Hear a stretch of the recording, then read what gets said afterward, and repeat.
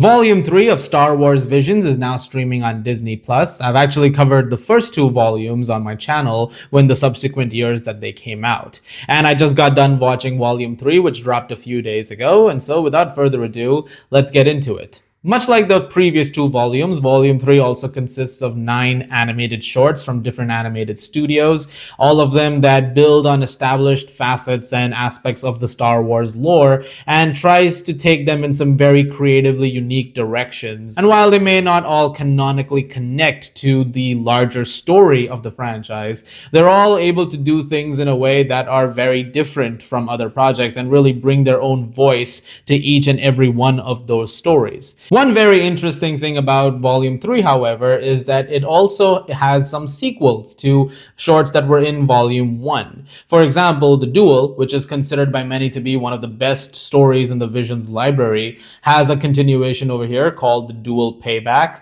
which is the very first episode of the season, in fact. There's a continuation to the 9th Jedi episode, which was in the first season, called Child of Hope, which continues that story. And in fact, there's so much more story that they have over there that there's an entire series coming for the 9th Jedi next year. And you also get a sequel to The Village Bride, which was something that I didn't think we would see, which continues F's story in this one called The Lost Ones. Yeah, and you get to see where her story goes from here. And much like the previous two volumes, I was very excited to see how Volume 3 would play out because I just really like the creativity of what Visions brings to the table. Yes, like I already mentioned, they're not all canonically connected to things, but I don't need them to be. Like, there's enough going on in the actual Star Wars canon, to talk about all of that stuff. And much like the previous two seasons, this is also a gorgeously animated season of TV. The 9 shorts that you get over here from the 8 animation studios, Kinema Citrus has 2 shorts over here,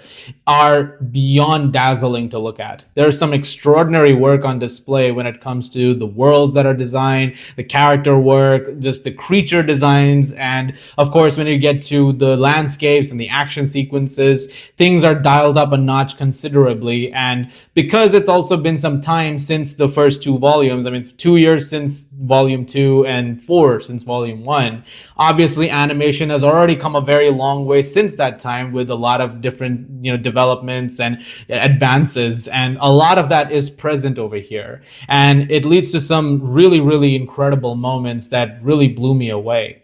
All of that coupled with some, again, really compelling story work for the most part, some great use of music in a lot of them, and again, just so many creative liberties that are being taken with it. The way that Visions tells stories in the Star Wars universe, they're not like what we've seen. For the most part, they try to be a little more experimental with it, and some of the shorts in here especially really lean into that aspect where they do things which I haven't seen much of in Star Wars. One of the best examples of this, and probably my favorite short of the entire lineup in this season, is called Black. It's a 11-12 minute short where you're following a stormtrooper who is very much at the end of his life while the second Death Star is blowing up. I have a little comparison here of the storyboard on the left and the animation on the right. This is a psychedelic nightmare of an episode, and it is beautifully done. It's entirely silent. It's basically just running on the animation and the music, and it is non-stop. There's a segment in the middle where you're transitioning from a firefight happening on the surface of the Death Star to X-Wings and TIE fighters flying around to Star Destroyers exploding to the Death Star itself beginning to explode once the core has gone off. All of it beautifully done, and it's the standout episode for me in a lot of ways. But make no mistake, there's some great stuff in other episodes too. The sequel episodes, for example, like The Duel Payback, really solid episode, continues the story of that in a very interesting way, and it takes on some very fun ideas with it as well. Like it tries to do something really cool with established ideas in Star Wars and some great action as well. It's the most Kurosawa-like of the entire thing. Like that was something that the first Duel got as well in a lot of the praise. very similar over here too. The Ninth Jedi continuation is incredibly heartfelt, and that entire story really does leave an impact. And I'm very curious about that series that they're making because I want to see where that story goes. There's so much more to Kara that we have yet to learn, and so much more she has to do right now. And I'm very excited to see how that story will unfold. And I also really like the Village Bride sequel, The Lost Ones. The stuff that F is up to in this particular episode as she's trying to figure out again how to come to terms with things that have happened in her past and to find a way to move forward while being on this intense mission as well. Some really powerful stuff over there too. I also really enjoyed the episode The Bounty Hunters. That was really fun. In fact, that felt the most like an anime episode. Despite all of the episodes having some kind of aspects of that, I felt like that one really did feel like it was just pulled straight from a manga. There was some really cool imagery over there, and there's a big extended sequence towards the end of that episode, a big action sequence that really blew me away. The Song of Four Wings has one dazzling AT-AT sequence where a princess is trying to evade blasts and seismic charges coming towards her. That really was stunning to watch as well. And the Bird of Paradise as well. There's some really great moments over there as a young Padawan who is trying not to succumb to the dark side and how she's going on this spiritual journey after taking a bit of a loss. I loved that as well. Like there's so much visual imagery in there that really is just ingrained into your memory after the episode is over. But the thing about anthology seasons, and something that I feel like is an inescapable thing, is that there'll always be, there's those couple of shorts which are not quite as strong as others.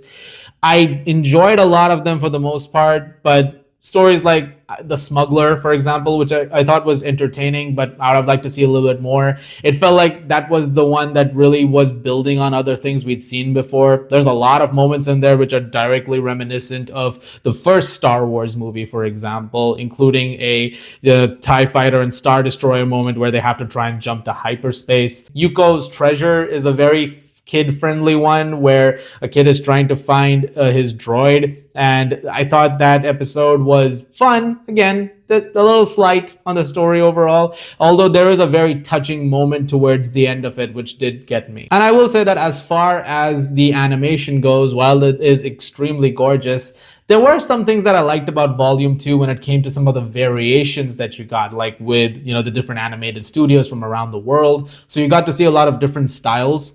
You get to see a bunch of different styles over here too, but I would have liked a little bit more variation in a couple of places. Maybe that's just me, but overall, I still really liked what they were doing with a lot of those moments. It's very hard to get into pros and cons with something like this because for the most part, you just need every one of these stories to work in the best ways that they can. And I would say for the most part, they do. You get another really effective season of Star Wars Visions over here. I said this back when season 1 was there, that I would like to see as many seasons as they can of this because again, you just get to have so many creative liberties on display when it comes to the Force and when it comes to everything involved. And that's very much the case once again. And so if they decide to do more, I'll happily sign up for more. I'm going to give Star Wars Visions Volume 3 an A-. So guys, thank you very much as always for watching. Look forward to more videos very soon. Let me know what you guys think of Star Wars Visions, if you guys have seen any of the volumes so far. As always, if you like this, please do subscribe. Thank you so much once again. And may the Force be with you.